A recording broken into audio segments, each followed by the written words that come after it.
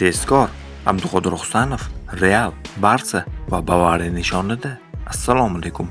Kanalimizga xush kelibsiz. Yaqin daqiqalar ichida siz bilan Ekstra Sport kanali.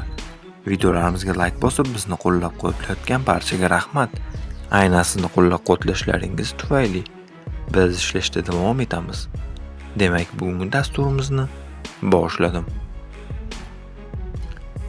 Manchester City klubi va Shotlandiya terma jamoasi sobiq markaziy himoyachisi Colin Hendry ayni paytda shaharliklar sharafini himoya qilayotgan Abduqodir Husanovni alohida iqtidor deb atadi va u Yevropaning eng yirik grand klublarida o'ynashga qodir ekanini ta'kidlamoqda. Ekspertlarning aytishicha, 22 yoshli o'zbekistonlik himoyachi Manchester klubidagi jadal o'sishdan keyin oxir-oqibat Madridning Real klubi e'tiborini tortgan. 2025-26 mavsumda Husanov Manchester City himoyasining asosiy o'yinchisiga aylandi va jamoa yetakchilarining jarohatlari sabab paydo bo'lgan bo'shliqlarni to'ldirdi. Colin Hendry Abduqodir Husanovning salohiyatini yuqori baholab, o'zbekistonlik futbolchi yaqin orada jiddiy transfer qiziqishlarga nishon bo'lishini bildirmoqda. Husanovning o'sishi joriy mavsumning eng yorqin voqealaridan biriga aylandi. U 2025-yil yanvarda Lansdan ko'chib o'tgach, zaxira o'yinchisidan Pep Guardiola himoya tizimining eng muhim qismiga aylandi.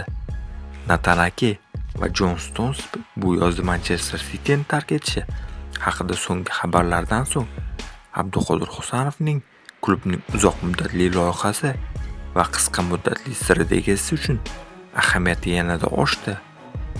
O'zbekistonlik yulduz Manchester City'dagi Premier Ligada ijobiy himoya statistikasini saqlab qolishga yordam berdi.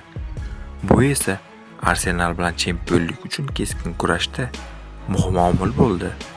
Uning ingliz futbolidagi jismoniy bosimlarga bardosh berishi va shu bilan birga texnik xotirjamligini saqlab qolishi ko'pchilikni uni yangi avlod himoyachisi deb hisoblashga undadi. Hozirda Manchester City Angliya Premier Ligasida zaxirada bitta o'yini bo'lgan holda Arsenaldan 5 ochko ortda bormoqda. Shuning uchun hal qiluvchi pallada Abduqodir Husanovning ishonchliligi barqarorligi shubhasiz jiddiy tahlil ostida bo'ladi. City Extra nashriga intervyusida Manchester City va Shotlandiya terma jamoasining sobiq markaziy himoyachisi Colin Hendry Husanovga ishonishini ta'kidlab, yosh futbolchi yaqin orada Real Madrid kabi grand klublar o'rtasida talash bo'lishini aytdi.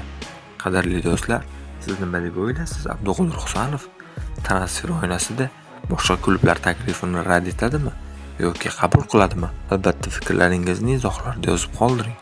Videoga like bosib ketishni unutmang.